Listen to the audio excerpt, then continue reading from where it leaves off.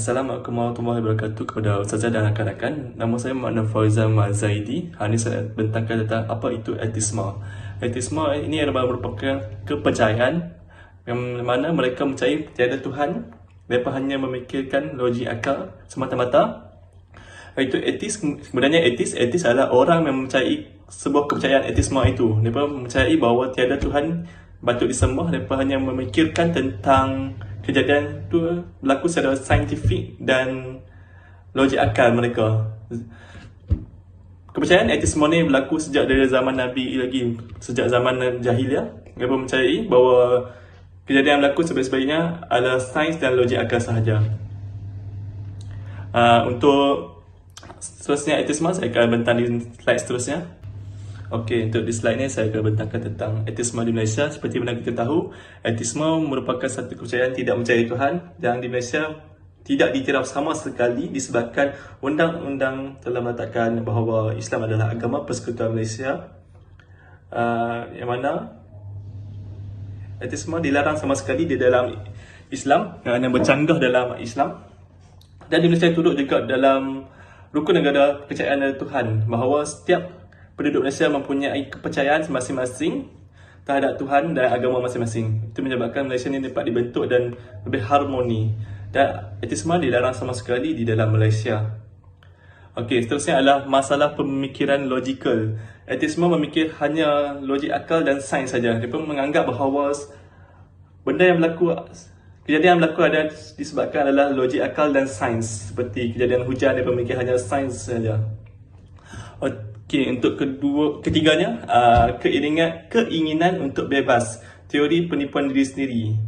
Mereka hanya mencipta ni untuk melepaskan diri sendiri. Mereka fikir bahawa sebuah agama ni akan memerangkap mereka dan tidak memberi kebebasan sama sekali untuk membuat perkara-perkara yang mereka ingini. Seperti setengah agama melarang meminum arak dan sebagainya. Jadi keinginan untuk bebas mereka membuatkan mereka percaya etisma ni adalah agama yang mana tak ada Tuhan. Dan kalau tak ada Tuhan, mereka lagi senang untuk bebaskan diri mereka. Dan seterusnya, ketidaksinambungan. Mereka percaya terdapat banyak agama dalam etisma ni. Orang etis dia percaya bahawa terdapat banyak sangat agama dalam negara, dalam dunia ni. Dan semua adalah tidak kesinambungan, bahawa terdapat banyak agama macam tu. Hindus, Buddha, Islam, Kristian. Mereka berpendapat bahawa terlalu banyak agama dan mereka tidak mengambil langkah tidak mempercayai mana-mana agama kerana tidak bersinambungan. Dan yang terakhir, kewujudan Tuhan tidak memenuhi kriteria sama sekali. Mereka menganggap bahawa Tuhan tidak mempunyai badan dan tidak percaya Tuhan kerana tidak mempunyai wujud fizikal.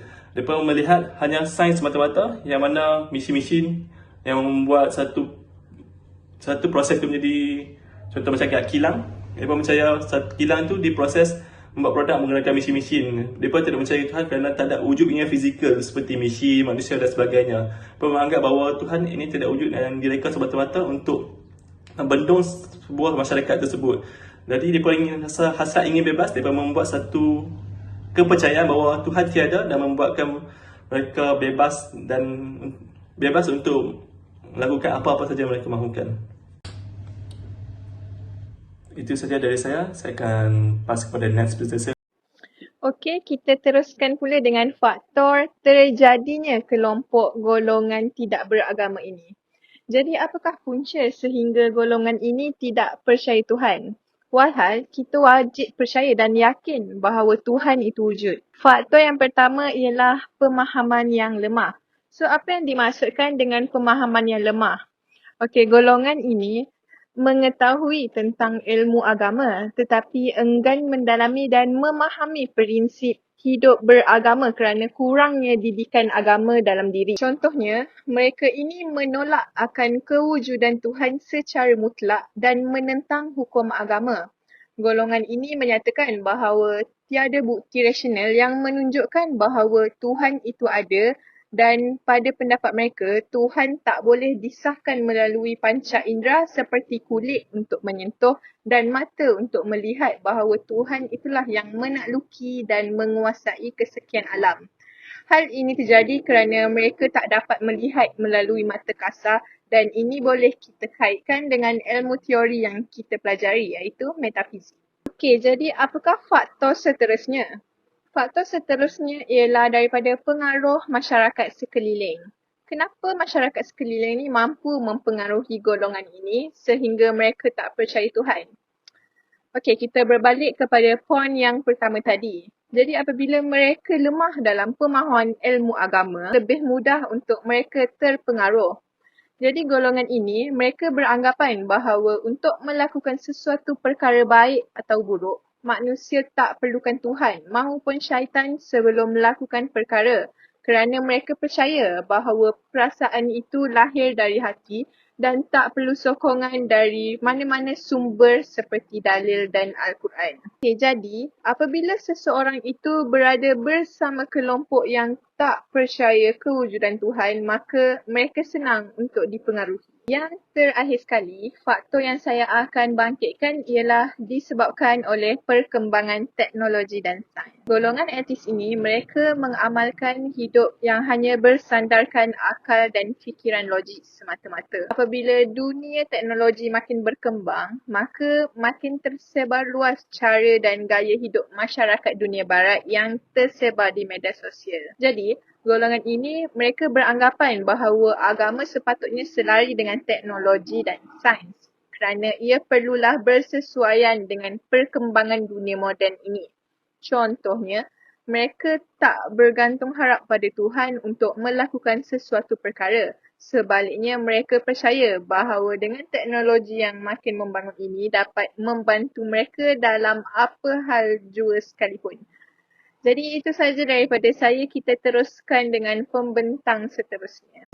Seterusnya, apakah kesan permasalahan ateism kepada manusia? Yang pertama sekali ialah kesan kepada psikologi.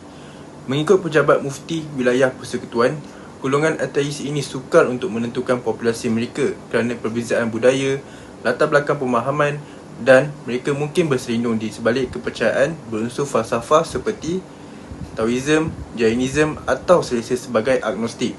Sebuah artikel yang diambil oleh pejabat mufti wilayah persekutuan yang bertajuk Does Religion Stave Off the Grave? Religious Affiliation in One's Obituary and Longevity memberi hujah membezakan mereka yang beragama dan tidak beragama. Kajian dijalankan oleh ahli-ahli akademik bidang psikologi daripada Ohio University termasuk seorang daripada Xavier University itu menunjukkan bahawa mereka yang beragama hidup 5.64 tahun lebih lama daripada mereka yang tidak beragama. Kesan yang kedua ialah runtuhnya institusi sesebuah keluarga. Golongan ateis ini tidak lagi mutlak atau tertakluk kepada kehendak Tuhan kerana mereka kini lebih berpaksikan kepada kehendak manusia yang menyebabkan berlakunya keruntuhan moral yang berkait rapat dengan cara hidup seakan-akan tiada agama yang semakin berleluasa pada masa sekarang. Akibat daripada perkara ini juga akan menyebabkan keseronokan yang diputuskan oleh individu yang lain boleh menyebabkan berlakunya perselisihan antara satu sama lain dalam institusi kekeluargaan yang akan mengakibatkan berlakunya pergaduhan yang boleh membawa kepada perkara yang lebih buruk seperti perceraian suami isteri atau pergaduhan dengan anak-anak. Kesan yang ketiga yang saya dapat kongsikan ialah merosakkan hubungan sesama insan. Dengan berluasanya fahaman ateism, orang ramai lebih memilih untuk hidup bersendirian supaya boleh hidup sesuka hati tanpa diganggu oleh peraturan-peraturan formal atau tidak formal yang akan wujud secara semula jadi apabila hidup bermasyarakat di negara ini. Golongan muda terutamanya remaja adalah sangat cenderung untuk menerima konsep ateism kerana mereka terdedah dengan pelbagai bentuk kandungan di dalam media sosial seperti Facebook, Instagram dan Twitter. Golongan ateism ini biasanya akan melakukan bentuk serangan logik dengan menggunakan media sosial dan remaja yang kurang dedahan terhadap agama akan mudah tewas dan akhirnya akan menerima konsep ateism dalam hidup mereka. Golongan muda ini adalah bakal pemimpin negara kita di suatu masa nanti. Oleh sebab itu, mereka tidak seharusnya melibatkan diri dalam ateism kerana ianya akan mendatangkan impak yang buruk terhadap kaum yang berbilang agama di negara ini. Kehidupan yang diamalkan ini hanya mendatangkan keseronokan sementara kerana setiap manusia yang fitrahnya adalah untuk hidup bersama orang lain. Seterusnya tentang penyelesaian dalam menangani isu ateism. Yang pertama ialah berdakwah dengan cara yang menarik. Contoh pertubuhan yang ada di Malaysia ialah Pusat Pemulihan Akidah PPA mengadakan program mengembalikan mereka ke jalan yang benar dan diredai Allah. Penyelesaian yang kedua ialah peranan pemimpin dan ulama. Kumpulan ulama merumuskan dalil-dalil keagamaan bagi meyakinkan semula keyakinan para etis yang telah terjerumus ke dalam golongan ini. Peranan pemimpin pula perlu menyeragamkan undang-undang Islam di setiap negeri berkaitan dengan etism supaya mereka tahu bahawa tegasnya agama Islam terhadap pengikutnya. Penyelesaian yang ketiga mengenai isu etism ialah memperkukuhkan kelas keagamaan.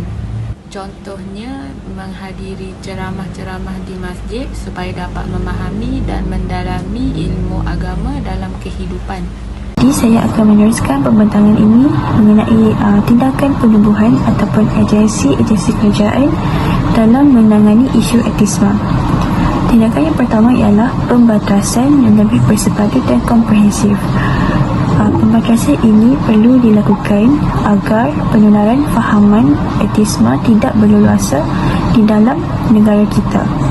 Oleh demikian, pihak yang berwajib seperti Jabatan Agama Islam ataupun NGO sukarelawan seperti Sukarelawan Al-Falah Yadim adalah menjadi salah satu wadah ataupun contoh untuk pembentukan dan pemantapan sasiah dari segi emosi, mental dan fizikal agar seimbang dengan rohani dan juga jasmani.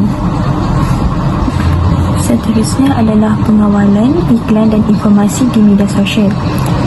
Pihak yang bertanggungjawab seperti Suruhanjaya Komunikasi dan Multimedia SKMM perlu memantau dan mengawal informasi yang dikeluarkan oleh golongan etis. Seterusnya, iklan dan informasi haruslah dikawal dengan teliti supaya etisme ini tidak berleluasa dan menarik golongan muda untuk mengamalkan fahaman etisme. Kesimpulannya, isu etisme ini bukanlah perkara yang baru dalam kehidupan kita, malah ianya dari zaman jahiliah lagi ianya wujud. Isu etisme ini adalah perkara yang perlu dititik beratkan dan diambil peduli oleh masyarakat dan kita sendiri sebagai manusia yang berpegang kepada agama. Seterusnya, kita seharusnya mempunyai peranan untuk mencegah fahaman etisme ini.